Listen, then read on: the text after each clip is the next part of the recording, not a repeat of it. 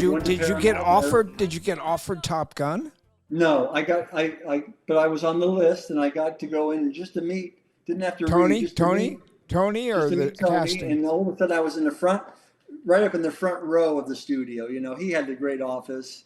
Yeah. It was a beautiful thing. I went in and he couldn't have been more charming. He was wearing dolphin It's wonderful. shorts. Yeah. He was such a funny guy. He was so beautiful. Yeah. And I was sitting there and we were talking and I looked down and I see a Bruce Weber. And those are pictures of my son there, that Bruce Weber and me. My son and I. Bruce Weber shot. I've got a few shots. The two of you don't look. You don't look gay, and the shots he took of me. We'll get to that. No, but I'm not. I'm not either. But he certainly made me look that way. But I don't have any problems with gay people. My sister's gay and I love her to death. So anyway, I go in and I look down on the floor, and there's a bunch of books, and on the top book is a Bruce Weber book of Navy guys, and there's the back. On the cover of the book is the back of a head of a guy, and it could have been me. It looked just like me from the back. And I said, Tony, that's me in this Weber book.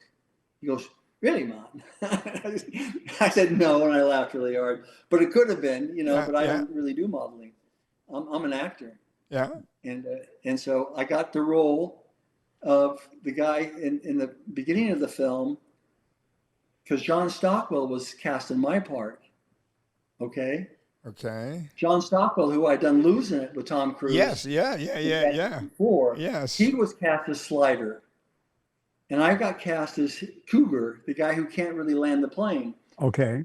And we had the first day of read-throughs, and we're reading through, and then Tony, right before we're going to start the read-through, Tony pulls me aside and said, "Listen, we're going to make a switch. We want you to be Slider, and we're going to put John as Cougar. Is that okay with you?" And I said, "God bless you. Thank you so much. You just made, you just made my life." I said it to myself. I said, "Okay, let's read. Let's do the table reading." And so that was the first time I read those parts, those pages. And I was Slider from that point forward. And Val was there, and Val was Val, and Tom was Tom, and everybody was everybody. But I was starting to feel I could feel the ground under my feet by then, because I'd already done a Paramount film, even though it wasn't a success. At least I got good good notices from people in the studio, and I was a known commodity, so I was ready to go, and I was making a little bit more money, not a lot, but it was okay. Yeah. It was a $14 million movie. It wasn't $14 million. Wow. For Top Gun. Wow. And the time of my life. And you know what? Now, Val and I, we only, and this is known, I've talked about this before, we only slept together 6 times. And there was no sex. But, okay. This is perfect, Rick Rossovich, right there. That right there. Yeah. You only slept together 6 times. There's no sex. Why not? Why not? We had a platonic relationship. Val was so curious. He was such a beautiful person. I love him. Again, he was like a Paxton character. He's the godfather of my son, of Roy. Yeah. Yes. Yeah. And but he was so intent on being who he is. He wouldn't. He booked a hotel in La Jolla, and we all stayed at the Bahia Inn on down by at the top of the bay in San Diego, and he was 10, 15 miles away in another hotel with all his shit, because he wanted to have this kind of like, I'm Iceman and you guys are, and Tom is Tom, and he started like that. But I brought him right in. You can see in the movie how I just I handle him. Watch the movie and see how I see the physicality I play with him. Okay. Everywhere I can. Okay. I engulf him because I'm his wingman, Yeah. And we had that relationship in real life. We hung out so much. I love him so much. And he was a genius in so many ways, and to his detriment at times, because, he would just he would have to have his pattern. His pattern was so true to him. And when he made this movie Val, I don't know if you saw the documentary. Yes, I did. Yeah, of course I did. I mean, I get to open that up with him, right? Watch that again. The whole opening is me and him. Okay. And that touched my heart so much. Us we're in our dressing in our honey wagon during making On Top making Gun. Top Gun. Yeah. And it's just him and I and Barry Tubb. And what a true guy. What a true guy.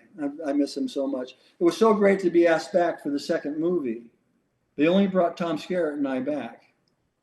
And I got to film for like a few days, and it was the whole cemetery scene. And I mean, Tom gave this incredible speech, a eulogy, and it made me cry. I didn't know what he was going to say. Really? A thousand people in dress uniform, right around this casket, and jets flying over. And when Tom and I first saw each other, we hadn't seen each other for 30 years either. Yeah. And we both started crying. Just the first time. Rossovich. Yeah. Yeah. There's another guy that's true to his being. Yes. No matter what anybody says, Tom Cruise. And I was so touched to go back and be there with him in that movie. But they cut it out. They cut to the chase of Tom running through the forest instead. Oh my goodness! Taking that emotional moment, and I really think it's kind of a short change. Not to me. I don't care. Fuck. I'm in the original. I'm in the original. Right. Well, it could have been an affecting moment in the second movie, though. Hmm? I said it could have been a very affecting moment. Tom Skerritt is so beautiful. Yeah. I was a 12-year-old. I was a 12-year-old boy when a friend's father took his son and I to see MASH. Uh-huh. We were 12, and I got to go see that movie, and that was a life-changing experience for me to see these actors, that script, Robert Altman, make this movie. It was so irreverent and had this humor and had this social commentary. I heard fuck on camera for the first time. I got to see Loretta, hot lips pussy for the first, it was so much for a 12-year-old boy. It blew my mind. And there was Tom Skerritt, Robert Duvall, Elliot Gould, and Donald Sutherland, all guys that I would later work with or be around, right? And it was just like, I was 12. Yeah. Who gets to live that kind of fucking life? I don't know. Yeah. We're gonna run out of time. Sorry. No. We got plenty of time. We got as much time as you want. We got plenty of time. I got offered a role in Top Gun. Okay. First of all, you and Bill Paxton, if I'm not mistaken, had a bet about which movie was going to do more box office. We killed you. I know. And here's the deal. I was up for the part of the radio operator in Aliens. Okay. Right? Who was that guy who played that? He was an Englishman. And his name was Bill something too, I think. Not William Hope, not Bill Hope. He's the guy who gets clunked on the head, and he's like the new guy. No, everybody had radios, so I'm not sure who you're talking about. But. This guy's on a radio. He's on the radio off of not on the ship, or he's further away. And Cameron cast that English actor because he had to balance this thing. But there was talk that I was going to get that role. Okay. And I didn't get it, and that would have been a year for me to be in Aliens and Top Gun the same year. Right. I mean. Well, here's what happened to me, Rick, is they called me and they offered me the role that Whip Hubley played. Okay, that would have been nice. Was it Hollywood? Is it Hollywood? Well, Hollywood, here's the thing. Here's the thing is, if I'm not mistaken, and I haven't seen the movie for a while, and it's not one that I watched since I spoke to you, because I wanted to see Roxanne and I wanted to see... But the way that I remembered it was this guy, he's flying in a jet, he's fucking starts freaking out, he freaks out, fucking starts crying like a little bitch, and then... That's Cougar. That's a Cougar role. At the at the beginning of the movie. Didn't Whip Hubley play that role? John Stockwell. Oh, John Stockwell played that role. Oh, okay. Right. Was Whip Hubley in the movie? Yeah, he was in the movie. He played a character called Hollywood. Okay. There wasn't much for his character to do. Okay. Well, anyway, this guy's. It's the very beginning of the movie. And this guy fucking starts freaking out and crying and freaking out. And then, like, credits roll. Oh, and I don't know what happens to him. He either, I forgot whether he crashes or whether he's out. And I passed on it. Now, I saw Tom, and I don't know Tom. I have a lot of respect for him. And the few times that I have been around him, he's been exceedingly nice to me. But I was at a screening. You might have been at the same screening. I don't know what it was for. And Tom Cruise approached me and said, "We wanted you for Top Gun." And I said, I understand, Tom, but I'd like to be in the movie after the credits roll. Which I you know. Stockwell did a nice job with that. It's not it wasn't an easy, you're off. I mean, it's kind of a challenge. You're at the top of the movie. You got to hold the audience to get them into the mood, the whole thing. And he really acquitted himself quite nicely. John did. Remember his sister? No. What was her name? Hubley. Oh, gorgeous. That's Season Hubley. Season. You're talking about Whipfield. I'm talking about Stockwell. Yeah. Gorgeous. That was Kurt's first wife, I believe. It was, yeah. Kurt Russell's first wife. Yeah. Season Hubley. Exactly. Yeah. There were some good actors. Tom Skerritt, great actor. James Tolkien, great actor. There were some good people in Top Gun, and what's his name? Tim Robbins. Yes. Some people came through, and they got a little piece of the action. But for me, it was like it was such a worldwide hit, and it's just still it plays here in Sweden like. Oh, really? Over and over again. If I had to do it over again, you would take it. Well, yes. Yeah, I would have taken it in 2 seconds because, number one, they would have had to pay me a certain price, and I would have been getting residuals for the next 20 years on top of 40 years, yeah. Yeah. But anyway. Residuals are still great, yeah. Yeah, and I do, but when I did Aliens, me, Paxton, Sigourney, Paul Reiser, and Lance Henriksen were the only Americans. We're the only Screen Actors Guild. So who got residuals? We were the only 5 that got residuals. God, you shared the whole pie.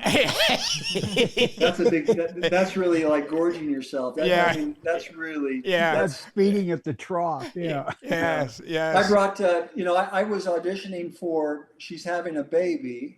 Remember that? John Hughes. Yeah. John Hughes. Yeah. And at the audition, I met Kevin Bacon. Yeah. And I said to him, listen, and I was also auditioning for Roxanne at the same time. Okay. And so I knew I was going to get Roxanne, so I just kind of was just in a good mood, and did really well with She's Having a Baby too. But Kevin Bacon was there. I said, listen, I'm going to the Aliens premiere tonight. Do you want to come with?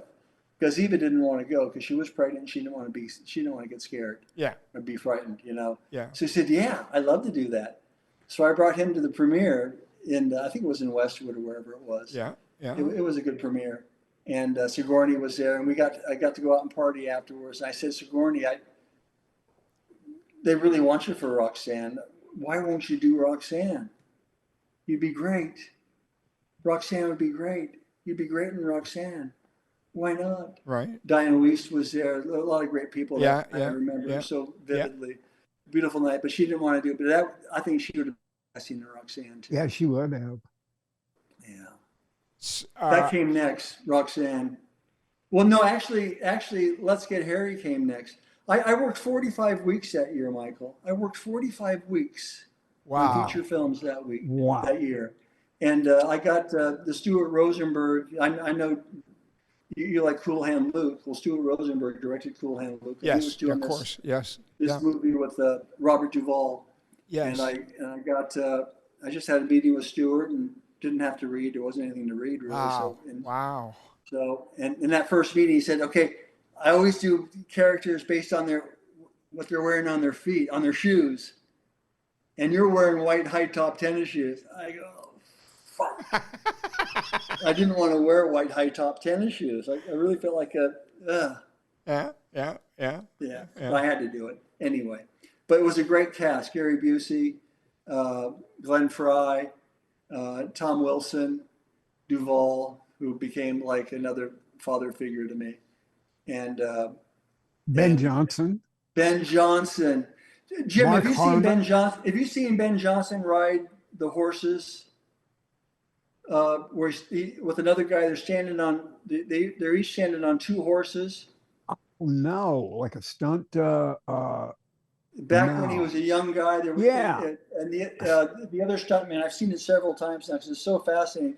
They do about a 300-yard circle, maybe 500 yards. They do a huge circle, and it's like Roman style. They're Yeah. up. They're standing on two horses On the backs of these horses. Yeah. on the, 1 foot on each horse, and they're Yeah. riding full gallop in a huge circle, side by side, just racing Yeah. and jumping off at the end. You got to find it. It's so remarkable. Oh, for sure. I didn't know Ben Johnson did one of those. Wow. Ben Johnson, what a great actor. What a Great presence he is and was in his movies, you know, from. Well, Rick, where were we and why was I with you when you took me to Robert Duvall's ranch? We were making Navy SEALs. We were making Navy SEALs. Okay. But first came Roxanne. So I think one of the reasons I got Roxanne is because I really charmed Fred Skepsey on the audition, because I told him a story about Gary Busey, because he'd made a movie with Gary Busey. Barbarossa. Yeah. Yeah, quite a pain in his ass. And I told a story about Gary Busey where we were doing Gary a Busey. scene Yeah.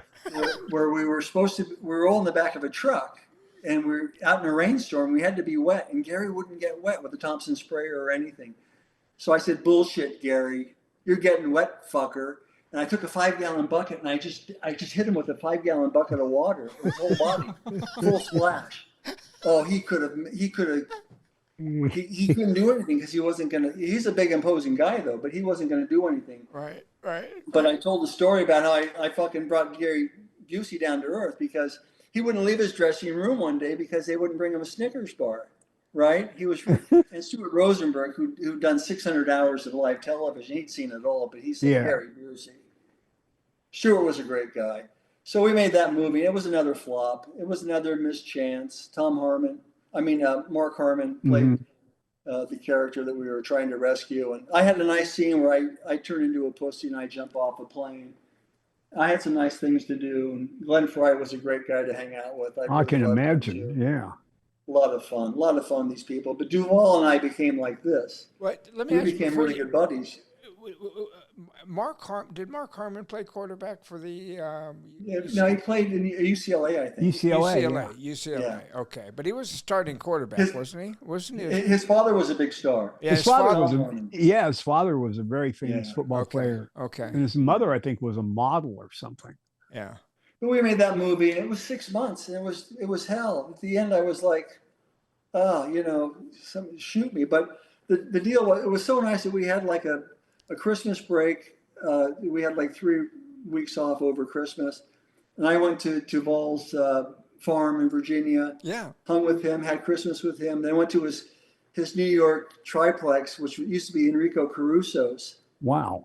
Apartment in New York. He had that place. It's so beautiful, and it was just like the glitterati of New York. We're at this New Year's Eve party, and I was there in a tuxedo with Bobby and just loving him. He was in love with Eva too.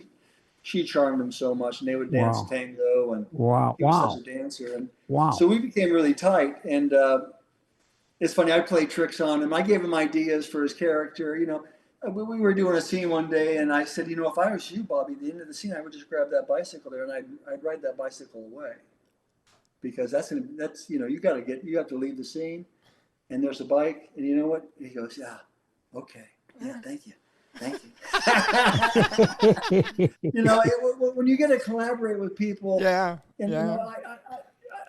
never consider myself a great screen presence or an actor or a big shot at any of these things, but in the moment, sometimes it all crystallizes, and you get so you get pulled along and you feel like, yeah, this is the truest essence of it. This is a real thing, you know?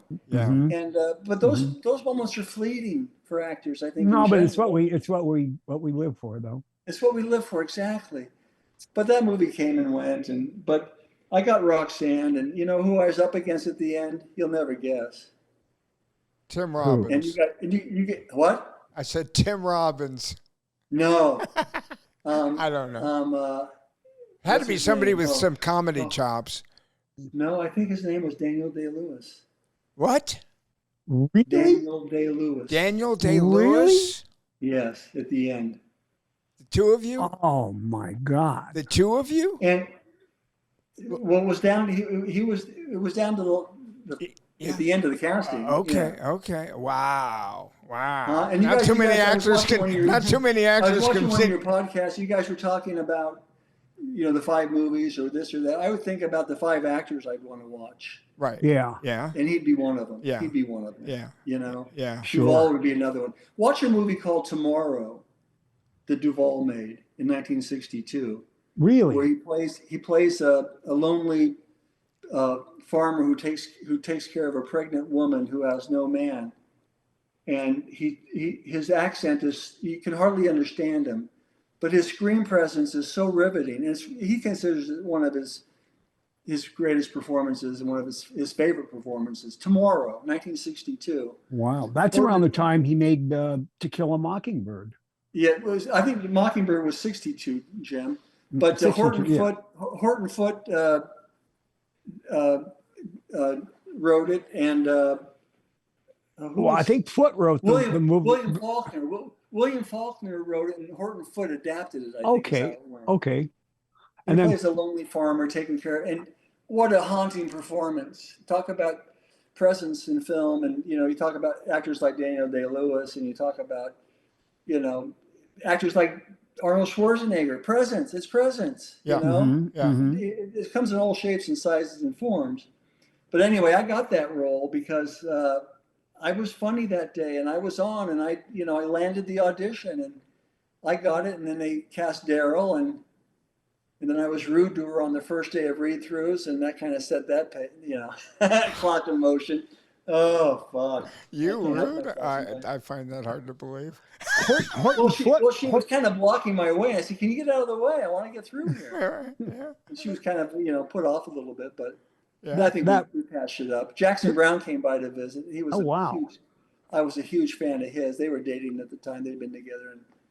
But Steve Martin, let me tell you, pure genius. And everyone can say whatever they want. Pure genius, pure gentleman.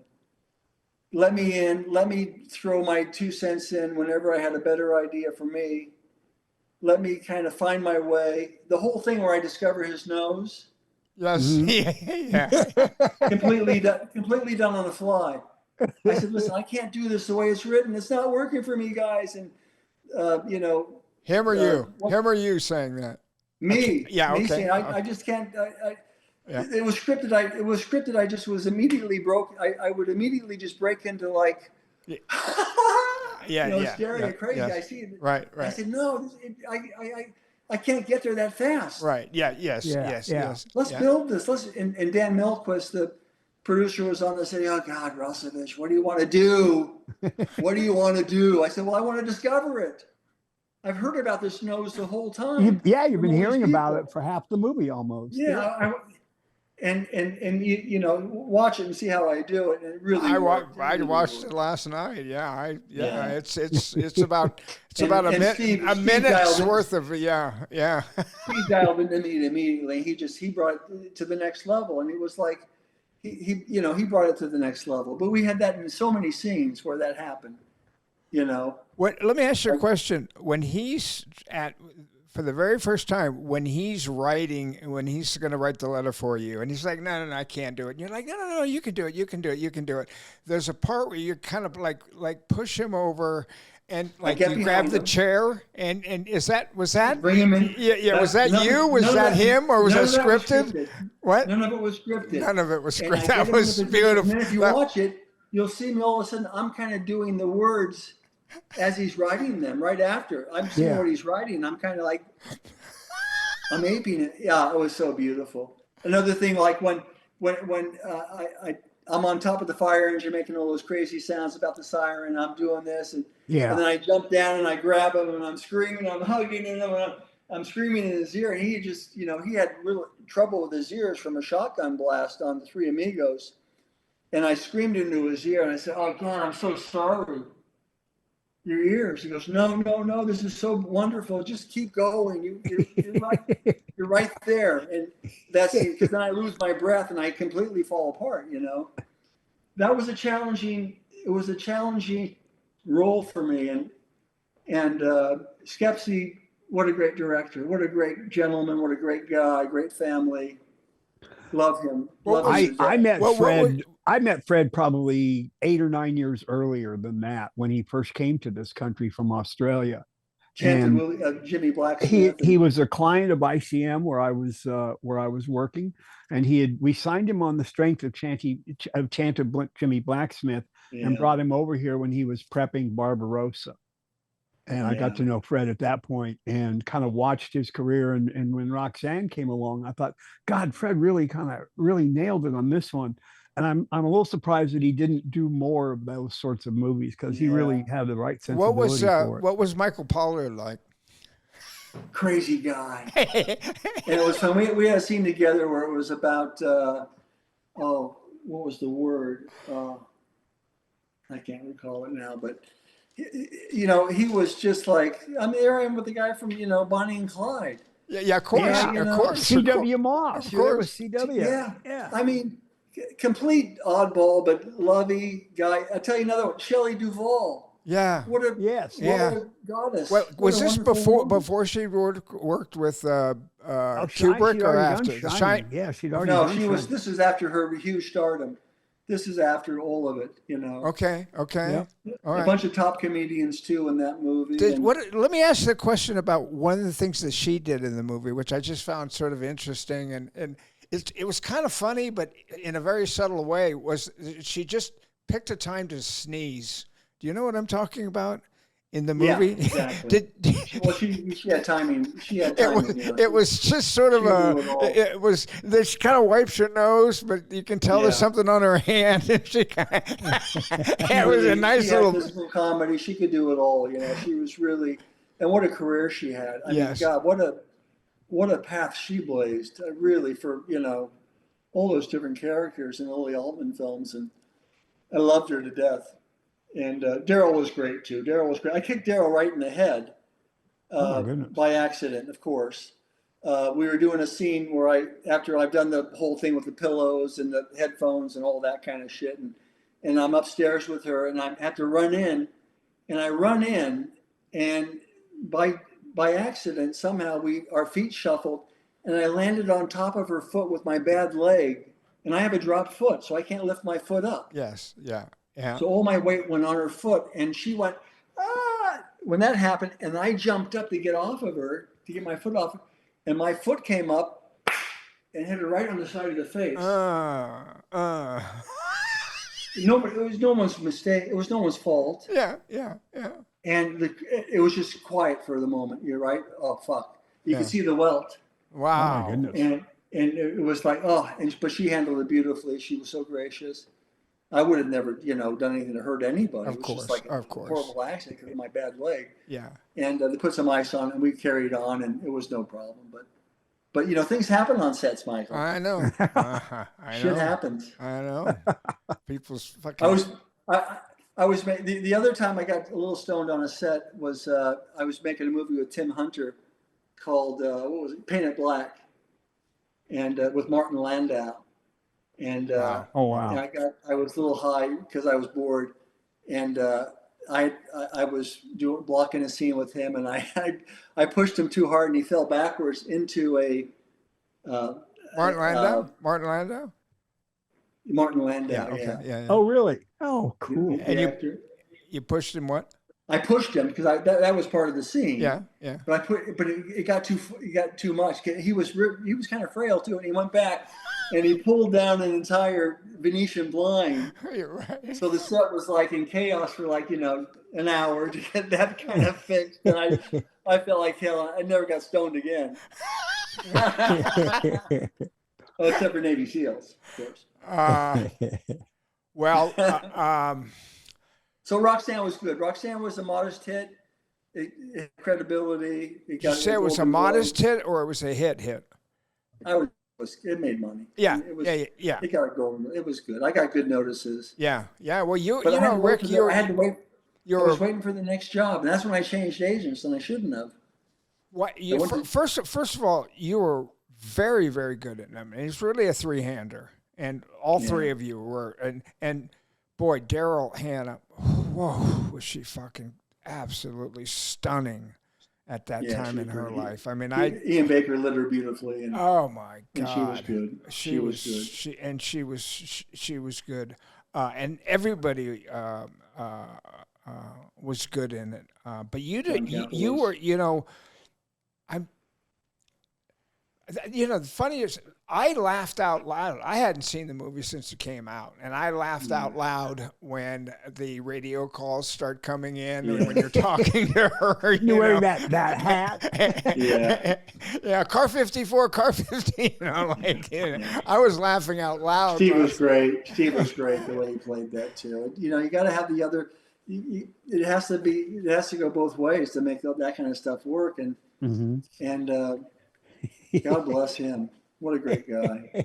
Yeah. But I wanted to wait for the next big fish to bite, and I waited a year before I took a crappy little movie in Yugoslavia that turned out to be nothing with Catherine Hicks, and that was I played a monk in a monastery, Yugoslavian Blue Angel cop, and it was kind of a light comedy in Yugoslavia. It was nothing. And then, I was kind of in a stall pattern because I was waiting for, I wanted to do more, but you got to be patient, and I wasn't really that patient. I was working at home. Me neither. So that's when I guess it kind of crept along, and I don't know what I did in the late 80s, 88. I did a thing called Warning Sign with Sam Waterston, and I did a thing with oh fuck, I don't know. I did some middling shit. I've worked with him also. And then Navy SEAL came. What was that? Was that 89? 90, I think. 90. There was a couple other things. I did a couple other little things in there, but I did a thing with Tim Daly and Kelly Preston too, called. It was about devil worshiping. I played like a head of a devil worshiping group, kind of against type, but it just didn't hit. It didn't have anything, and I wasn't very good in anything either. And so Navy SEAL was like, I had to go back to that playbook about, okay, this could, the homoerotic kind of like flyboy kind of, and I was excited because you were in it, and I talked Paxton into, not, because Bill didn't really want to do it at first. Yeah. And I talked him up to Louis Teague. I said, Bill Paxton would be great in this too. Michael knows them. We've done stuff together. Get the team together, SEAL team. And there we were, on that fucking odyssey. Yeah. Well, correct. You mentioned Mark Harmon earlier, and I got offered that. I got offered the part that Charlie Sheen played originally. That offer came in, and they told me Mark Harmon was playing the role that I eventually ended up playing. And I read that script, and I thought no, I don't think so. Ed L'Amato always said to me, if it's a good script and maybe not a good director, you can go for it. If it's a good director, maybe not a good script, but a bad director and a bad script, you stay away from that, right? You gotta stay away from that. So anyway, I passed on that. Next thing I know, 3 weeks later, they've offered me the other role, and Charlie Sheen is set. Okay, so now Charlie Sheen is set, and I'm like, well, I better take a look at this. He Charlie's was in it. hot. He was hot at that point. He was He'd hot. done Wall always Street, hot. yeah, and Platoon, yeah. Yeah. I think he got paid $3 million for it, if I'm not mistaken. Wow. Yeah. So Wow. I reread it, and I thought, okay, this Louis Teague guy, I got to check out Louis Teague. So, what was Who the was he? sequel? Who was the Who- sequel to Romancing the Stone? What was that called, Jim? Yeah. Jewel of the Nile. Jewel of the Nile. So I was doing a little research on him, and I saw that he had done Jewel of the Nile, and I was like, oh, that fucking movie was horrible. I remember. I mean, it's one of the few movies that I really could look back on and go, I think I walked out. It was so fucking bad. Bad sequel. I was thinking sequel. like, I don't want to do this. I don't want to do this. And then I thought, well, I'll go. You know, I looked at his credits, and you know, he directed a movie called A Lady in Red, and I thought like, oh, that's fucking Gene Wilder. Gene Wilder's fucking great in it. That movie was really, and I just needed something to kind of push me over. Right. But you know, and it was The Lady in Red. I just went like, that was a great movie, and Gene Wilder was great in it, and that was fucking that was it. They were offering me really good money at that time. And Kelly LeBrock. So yes, with Yeah, Kelly she was Le- in the Gene Wilder movie. yeah. Okay, Jim, hold on a second, okay? And so yes, she was in with Gene Wilder, and then so I just needed that push, you know, like okay, all right, that I'm in. If he can do that, then I'm in. Right? Out the window you went. So I even though I knew the script needed a lot of work, and so I was at my local video store, and I was, you know, looking for A Lady in Red, and I asked about A Woman in Red, and then I asked about I found out that A Woman in Red was the movie that Gene Wilder had directed, and the one with Gene Wilder was in it. And I was like, I'd already signed. At this point, I was already in, and I was like, I was like, oh, this isn't A Woman in Red, and then A Lady in Red, and then I went to the guy and said, do you have a movie here called A Lady in Red? And they went and they got the Louis Teague fucking A Lady in Red, which was a John Dillinger sort of like just fucking a Roger Corman movie. Roger Corman. Yeah. So that's how I got involved with it in the first place. I was like, Well, they threw a lot of money Wrong at movie. it. It was a Wrong big budget. movie. They had a bunch of money. well, they did have a bunch of money, and they had the Navy. The Navy was behind that movie, and it had you and me and Charlie and Joanna Dennis Wally. Haysbert and Paxton and Joanne Wally Kilmer, who was absolutely smoking was at that hot, time in her life. yeah. Like, it had an incredible cast. We had that Academy Award winning DP. Jim, you remember his name. Alonzo. Oh yeah, John Alonzo. Alonzo. We had Academy, and the producer on that movie, if you look him up, he was kind of the real deal too. There was a producer on that movie who had done some really good stuff. And we had the Navy. We're shooting on aircraft carriers. We had a SEAL that doubled for every single one of us, you know. They were brutal. They sent us to SEAL camp. We went to the whole. Charlie didn't show up for that, but we had the week of training with those fuckers, and they were like brutal. They Yeah. made me cry. They broke me. Come They broke me on. down. Come They made me on. cry. It made you cry? I called one of them Mom at one point. I was kind of drunk or high or whatever, but Mom, and they completely broke me. That's when I went out and bought a bunch of fireworks, and I stuffed them under one of the doors in the hotel and lit them on fire so the fireworks shot inside the room. And all of a sudden I realized, what am I doing? I could be killing people right now. You could burn down the building. Oh God, the things you do as a 30 plus year old person, because they were maniacs. Those guys, Michael.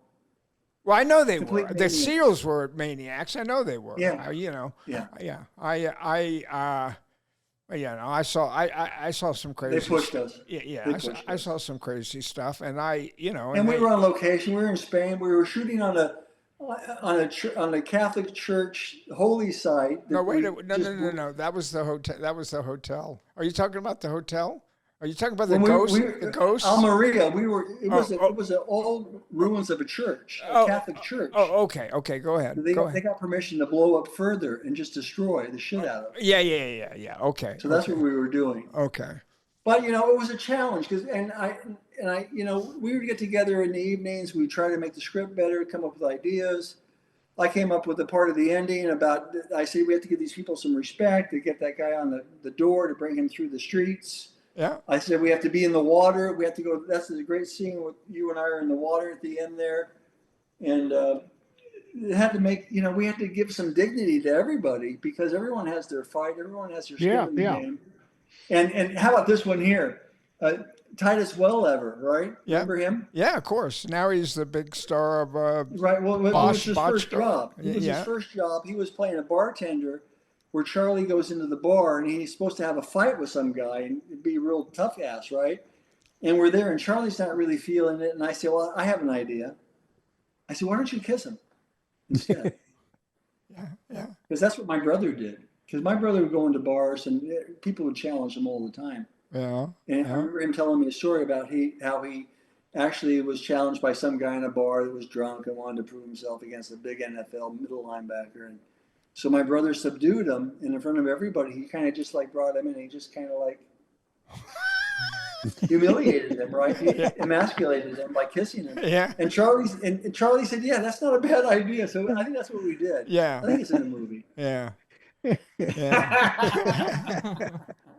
I've always felt.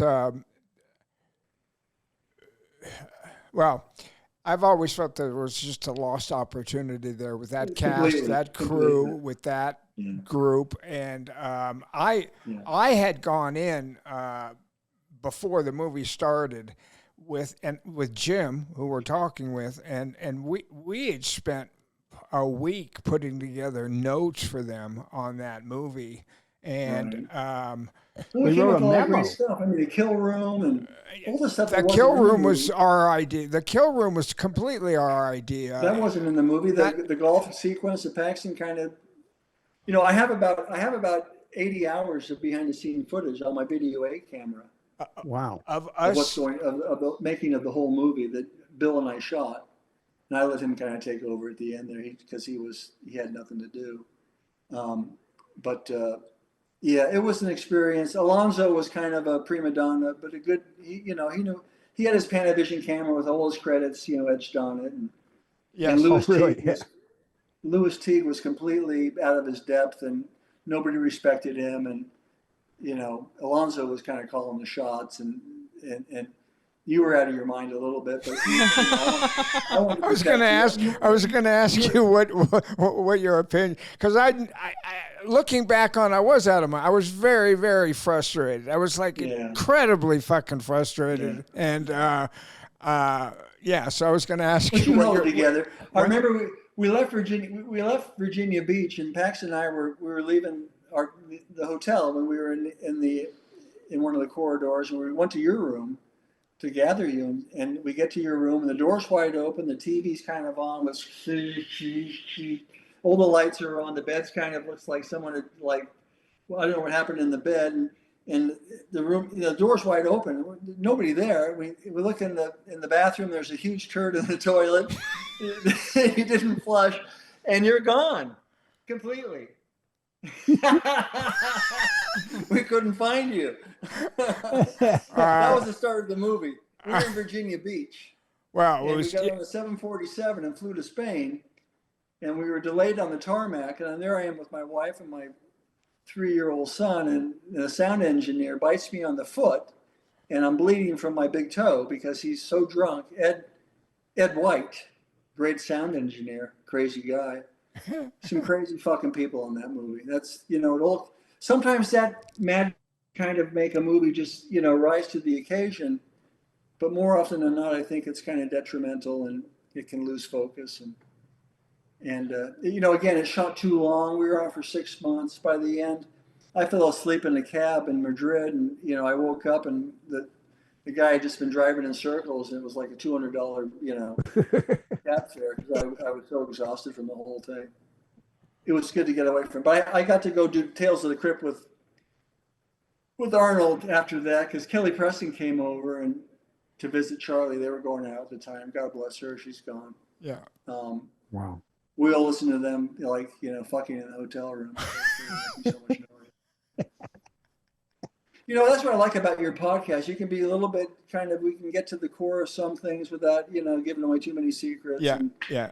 Because, there's a lot of humanity in all this stuff. We're all just fragile people. And, to watch Charlie kind of go off the rails later in life, it was no fun. He was absolutely perfectly sober and funny and fun and he was great to be around. Yeah. There was that casino because we were in the Costa del Sol and it was all empty because nobody was there. It was off season. Yes. All these hotels just empty. And there was a casino though we would go to. And I said, Charlie, you'd look really good tonight if you just wore the bathrobe. Just throw on that bathrobe. You look so good. It's like a smoking jacket. You look so good. He said, okay. We get to the casino. And he said, no, we're not letting you in. I can talk people into a lot of things. Vince came over. We flew him over. Yeah. I think you flew him over. I think you paid for it. Maybe. And probably. He stayed with me in my place, and I cooked for everybody. I was doing a lot of cooking. Yeah. Because the food was shit. Paxton couldn't do anything. Louise came over. She was worthless. Yeah. I remember that. Yeah. Eva got crazy. She wanted to cut her hair. She flew up to Sweden. She had enough. She did that. I wish I could have flown to Sweden, man. Yeah, really. We got through it, and we came home, and that executive you talked about, he flew over. Everyone flew in to try to help it, to put a Band-Aid on it, and it just, sometimes, like Paxton always said, you can't polish a turd. Yes.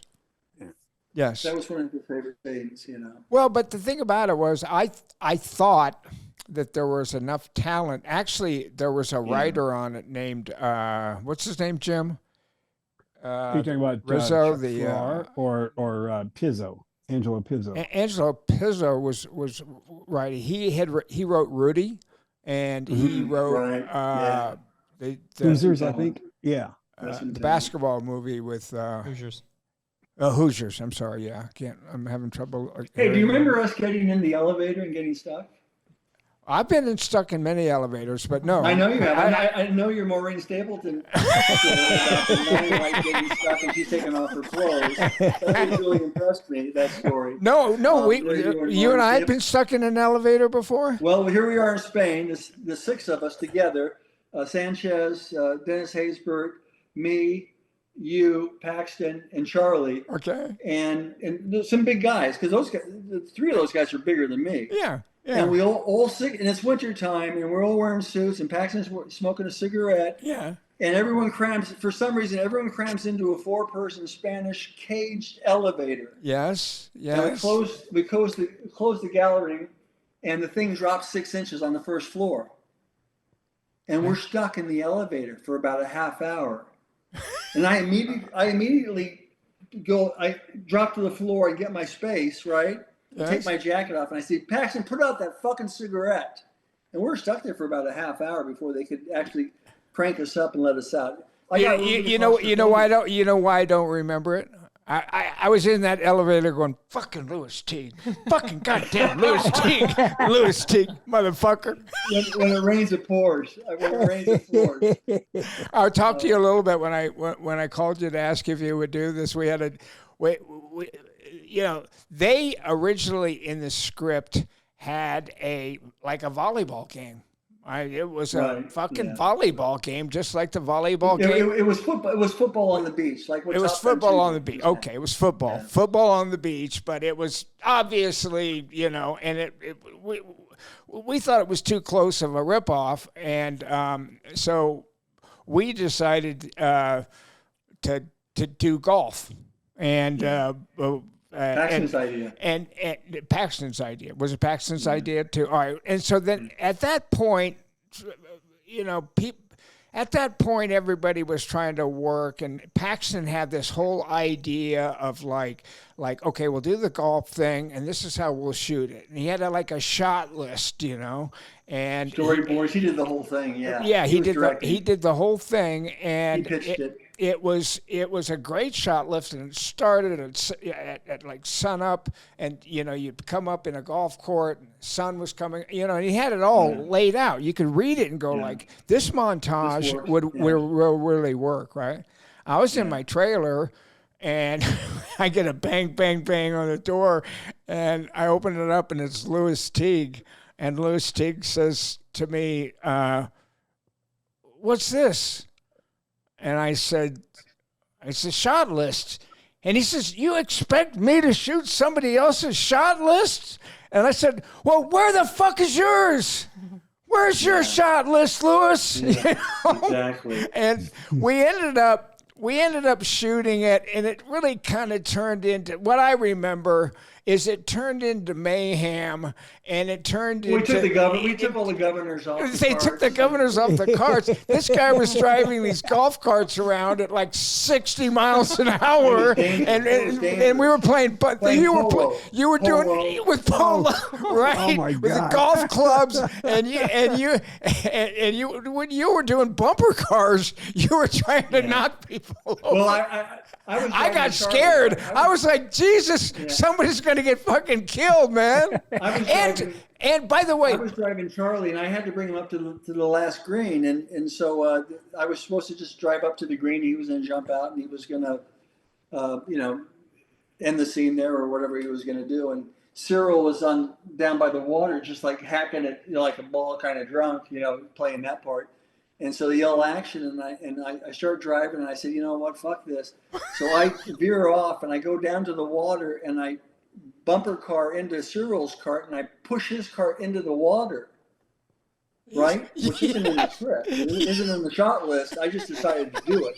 And then I peel up, and I go up to the green, and I drop you were off, crazy, man. And Lewis is running, going, cut. But they didn't cut, thankfully. And I said, listen, that's in the movie.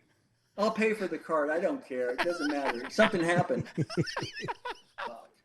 Yeah. We made it home. Well, I want to ask you about a couple of other things when it comes to that movie. Number one, were you on the set when the guy that was working for the Spanish airport got killed? No, he got run over by a helicopter. Yeah. Right? He exploded his head. Yeah. Yeah. Were you? I wasn't on this set. God, no. Yeah. Okay. What a horrible thing. Yeah. Well, what happened, Rick, is that we were shooting with a helicopter right next to them on it was the Spanish airport, right? And we were shooting, and our helicopter was on the ground, and the blades were going like this, and they had the camera down low, and we would each step out like as if we were like jumping out of a helicopter. So the camera was like that. It stayed on the ground though, right? Yeah. So what happened was they brought out the Spaniards. They brought out. They were. It was a working airport. It was a working Air Force base. They brought out this big helicopter, and there's supposed to be a guy who's like driving a golf cart that like drags the helicopter, and pulls it out because it's a helicopter, just on a plane. Right. And then there's a guy that's steering it. And there's a guy who has blocks that are connected by a piece of rope that you throw underneath the tires, and that puts the brakes on. And then there's a guy that oversaw it all. So there's like a 5-man job, and the person who was kind of supposed to oversee it all wasn't there, right? So they're going by us. They're going by us. And instead of like paying attention to what they were fucking doing, they were watching us. And the guy who had the blocks with the rope on it threw the rope and the blocks underneath those tires. Those tires, if they were huge. They were like, it's Crushing. 8 foot, but by 8 foot. And as soon as he put that brake on those 2 blocks and that piece of rope in between, it caught onto his arms and it just sucked him and his head right underneath the fucking helicopter. And the fucking thing, the helicopter just went right over his head and fucking just popped his fucking head. Smashed it all comes back to me now, hearing about it all. Yeah. What a tragedy. Yeah. I'm so sorry. And that shut us down for a day or two. And I also wanted, that was brutal. That was fucking brutal. I mean, there were brains that were like shot out like on the runway for it was. It's so rare. It's so rare that people die on movie sets, but it happens, and it's just like such a It happened to Paxton on that Jungle Jim movie or whatever. Somebody got electrocuted. There was a well-known director named Boris Segal who got killed scouting locations when he walked into the tail rotor of his helicopter. Shit happens. You think you're bulletproof on a movie set, and it's a false security. Absolutely. I was happy to get out through that movie and not lose my sanity. It was mostly about that too, because that was the end of the decade, and by then I'm in showbiz now for like a dozen or more years, and I feel like I've plateaued, and I've kind of now, after Navy SEALs, the plane started going the other direction. I don't know what I did after that, but I guess it was that's when I decided I'm going to turn to television and make some money. And that's when I started doing, I think I did like 7 different pilots, like 100 episodes. They all went to 13. They only got 13 orders, and none of them hit. Wait. Before you get to that, because I want to, finish out with you, you, and you're one of the few people I've ever known that just walked away. But I want to ask you, do you remember being, after we shot in that place that you were talking about in Spain, we went and stayed in a hotel fancy hotel. The fancy. Do you remember the ghost, the whole ghost thing that went down? Yes. Yeah. that was really a beautiful place, but it was what a weird way to end that movie. We were with that crew of 90 fucking people for 4 months or 6 months. Nobody ever said a fucking thing about ghosts. And we all went and stayed in that hotel for the night. And the next morning, like the I forget the name of the Hispanic guy, the tall guy, he wouldn't even sleep in his room. He was banging on other people. Everybody had ghost stories. Remember that? It was I remember vividly, and I remember being really despondent, and I felt like by then Alonzo was kind of sick of me. He was kind of like, he didn't like me at the end because I was always on the edge of the frame, and I was always kind of trying to get out of the shot, weren't you? I had ideas, and I think he chose me, and the cast was starting to fracture. Yeah. I think Bill got kind of accused of some racism, but he's not. He wasn't. I did a little bit by another member of the cast, and Paxton and Paul Sanchez almost got into a fist fight. Some shit happened at the end that was just really kind of, and then Bill disappeared. He went to Madrid, and that was that story. I shouldn't tell it, but it's a good story. Tell it. Well, he went to Madrid because he had, his character dies. Dane dies. And so he had time where he had a couple of weeks where he just was doing nothing. He got bored. Yeah. And so he went to Madrid, and he got taken into a club where he got taken down, and he ended up naked in the club, right? Okay. Without his credit card and without his wedding band. Wow. Okay.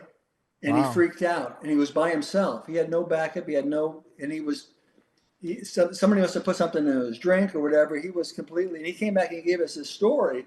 It was like the chasing the bus kind of story. It was just fantastic.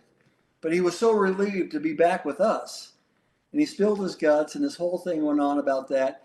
And he was so freaked out about losing the wedding band. And It's kind of coming back to me now. He freaked out. He was calling New York to try to get a matching band sent to him. I said, listen, you lost it in your wardrobe. Just figure it out. Yeah. What are you panicking about? But he turned it into this incredible story and this great, and we laughed and we roared, and he let the pressure off, and he was good. And I don't know what he figured out about the ring, but somehow that he told another friend of ours, Roy's godmother, Catherine Wallach, Eli Wallach's daughter, and somehow that got back to Louise, and Louise pinned that on Eva and I, and so that ended our friendship. Oh, that's what. So you guys were good through Navy SEALs up until the end of Navy SEALs, and then I was cooking for everyone. Was there. It was lovey-dovey. Came back. You were at my house with your son. Yeah. He hadn't had kids yet. They hadn't rowed that boat. Right. But she turned sour on us, and he had to pick. Yeah, of course. He said we can be friends, Rick, but I can't. It's over between the foursome. Yeah. Because Eva never said a word. Eva's not like that. She's European. Yeah. She's classy. Yeah. But it got back to her, and she pinned it on us. And I tell you what, I have hundreds of pictures of Bill. Hundreds. And I feel bad. I'd like to send them to his kids and say, this was your father. And I loved him like a brother, or even closer than a brother. We did so much together, Michael. Yeah.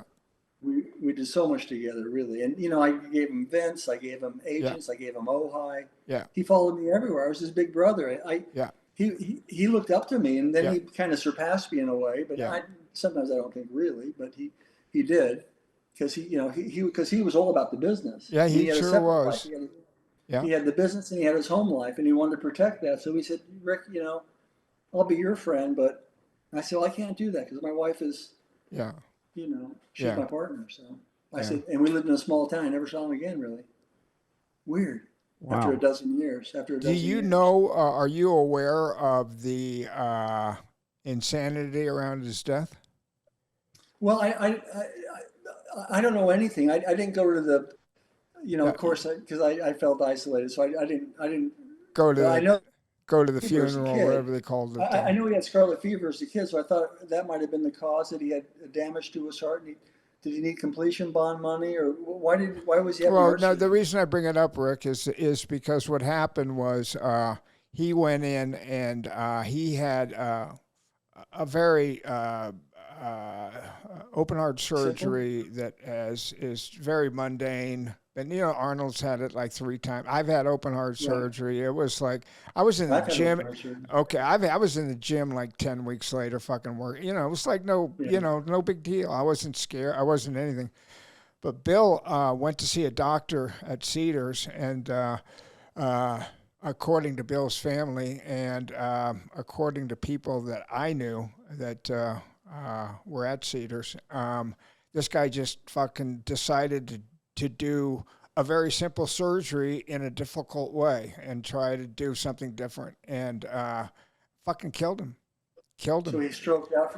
And then he ended up 4 or 5 days later stroking out, but it was because of the surgery. So Louise and her family sued Cedars, and that lawsuit went on for about 5.5 years, and I think it'll be 2 years this fall that they finally settled the case. Let me tell you, it's kind of interesting, and maybe who knows? I've been following this all along because I had heard what had happened very early on. I told Jim Cameron, told Jim what had happened, and but what we're going to do. So they filed this lawsuit. This goes on, as all lawsuits do, for 4 or 5 years, but they're getting ready to go to court. They were going to go to court in like November. I think it's 2 years ago. So it was like mid-October, and they were 3 or 4 weeks away from going to court. And I was like a friend enough of a friend of Bill's that I was going to fucking go to court.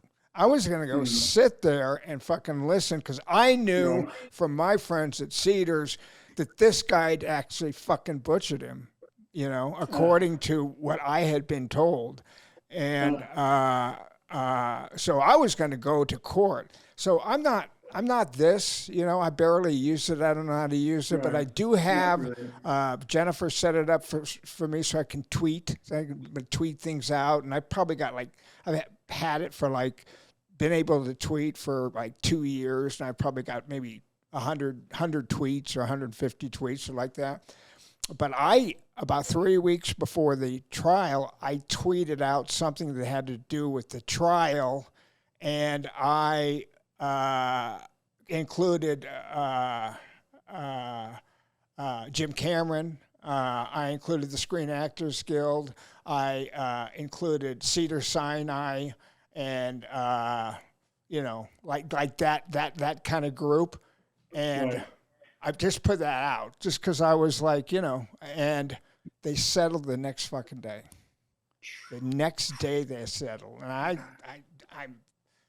maybe it was a coincidence, or maybe but it's bad enough when something like that happens, but then the legal stuff that they drag you through for the 4, 5, 6 years. Horrible. I went through with my leg. I had a lawsuit over my leg because the doctor, he made a mistake, and it was a fight. I went through 2 trials. I was just but I got a little money for pain and suffering. But Bill was so loved that I'm sure that they knew a sense of the public outrage. It wouldn't be good for the hospital. No, it would have been very bad for it. Listen, he was a great guy. I loved him to death, Michael. I loved him to death. I know, so did I, and I love you too. And we've been through the good, the bad, and the ugly. I mean, it's it's. But 62, that's too young. I hope if I can. No man in my family has lived past 74. So I hope I can beat that. I don't know if I have 5 more good years. Then that's life. I had a great run so far, and I did bow out. After that, then I saved all my chips. I invested pretty heavy in real estate, and I was savvy with that, and I was doing really good. But then I got pulled down at that same time. I got pulled down in the downturn of 92-ish when the real estate market went tits up, and so I was on the verge of like a financial ruin in some ways, but I still had I had my house and I had some things squirreled away, and so I said, and I had a house in Sweden, an old farmhouse, and I said, I'll just move to fucking Sweden. I just I don't have to be in Hollywood. I can live with it. And I have my house in Ojai. It's a nice place. Jim Cameron came and visited there once. Paxton brought him over. That was nice. I was working on it. But do you still own that property? Do you still own the property in Ojai? No. No, I sold everything in America now 4 years ago. Yeah. Okay. Done. Okay. Expatriate for the second time. But I went to Sweden and I got a call from John Wells for ER. But in the meantime, I did a mini series with Kenny Rogers, The Gambler Returns, and I did a bunch of episodic shit. And I did, I got with Reba McEntire. It was a 4-hour, and I did like I said, maybe 100 episodes of television. All these pilots that failed. I got fired off of one. Don Belisario fired me, the prick. Oh, really? Yeah. And who took over for me? Oh, Jack Scalia took over. Okay. But they had to pay me the whole thing. I got like, I got a whopping cash. Yes. Because I complained to CBS that he wasn't making the show that I had agreed to do. Yeah. I said that on a Friday. On Monday, he fired me. I got a call. I was on the set on the. How did it end up doing with Jack Scalia? Didn't do. He got me the first time with a crew member, I heard, and that was it. Yeah. And they were paying him half as much, which was and he had to do all the work. But I got 13 episodes out of that for doing nothing. That was nice. But but it's when you get fired, it sets you back. You kind of that's another kind of gut punch of because I complained that, this guy was making this weird show that I hadn't really agreed on.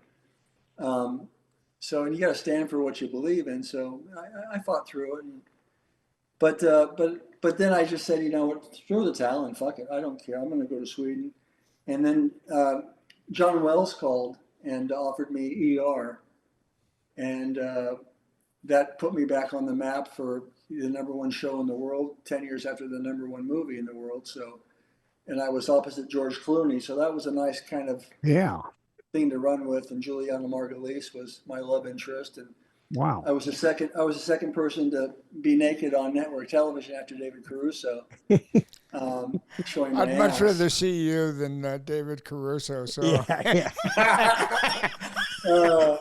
But that ass that Arnold liked so much. Is that what? Yeah, I wanted to be a regular rather than just like a one season kind of love interest. But that wasn't in the cards for me. So that was it for that. And then I decided quickly just to hop on a bicycle and make as much money as I could, as fast as I could, and hit the exit, a couple of years later. And that was my career. I did a movie with Virginia Madsen, an independent thing after she had done that wine movie. She was nice.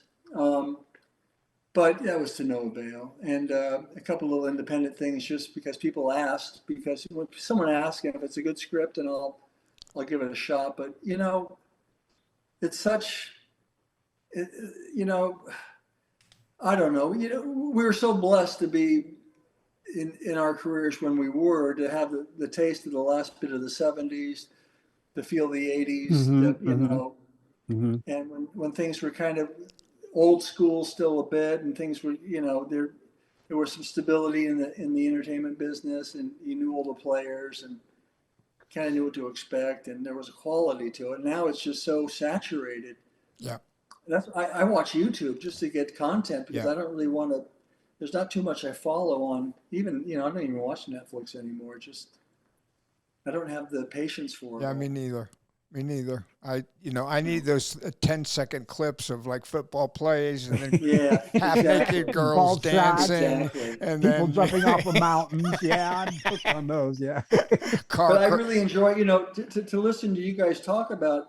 It's like a front row seat to, been there, done that, and all the. I worked with some really great people. I mean, I got to work with Stacy Keach 3 times. Oh, cool. Paul Sorvino played my partner I had a lead in a movie. He was my partner. Like I said, I got to, work with Elliot Gould, and he played he was running a hot dog stand. I played a detective, and he was giving me information. He was playing a hot dog vendor. It's just those weird little things in life where you get to kind of have this fantasy run through, and I feel blessed that I got through it, and now I'm kind of facing a tough thing with my wife. She has Alzheimer's, and it's progressing, and that's a wake up call because memories are everything, Yeah. I'm sorry to interrupt. When I was on the phone, I tell her stories all the time just because I want to keep it alive in her mind. And we see somebody on TV. I say, we had dinner at their house. There's Clint Eastwood. We had a polite conversation with him over steaks at Arnold's house. Maria Shriver, we were there.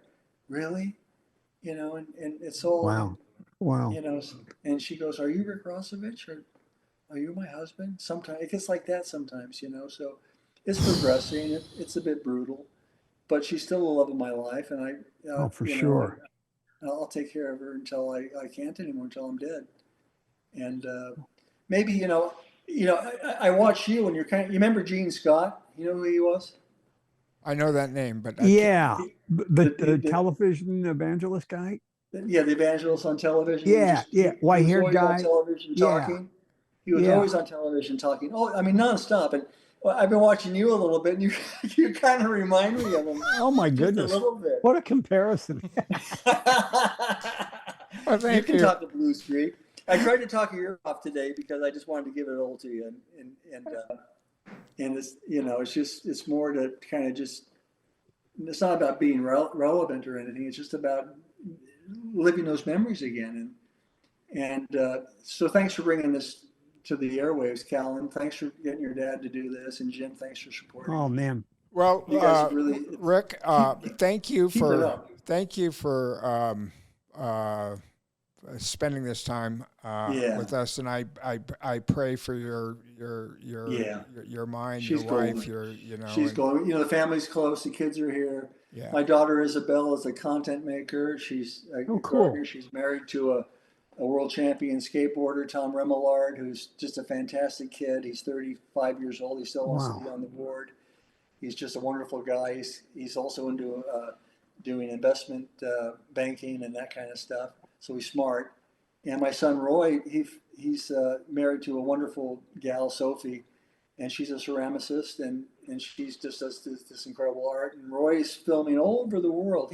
He's traveled the entire world filming, and it's made a few movies as a DP. He's in the Swedish Cinematographers Guild, but a lot of still work, and he works for big companies, and they send him all. He's been all over. I mean, to Siberia, down to Sao Paulo, down to I hope you had a better Japan. experience in Siberia than I did. It's been kind of amazing, and it's wonderful to see you're working with your boy, and Callan. It's wonderful you trailblaze this new industry, but it's kind of an old-fashioned industry, and it's all about telling a story and about making people feel the emotion and feeling the connection and getting them to the edge of their seat a little bit. And I hope that you can edit this down to make it kind of user friendly, and we give people a nice ride. Rick, thanks for doing God bless this. you. Some Love you. Love you too. Be well. All right. Okay. Someone dirtier than you are doing you.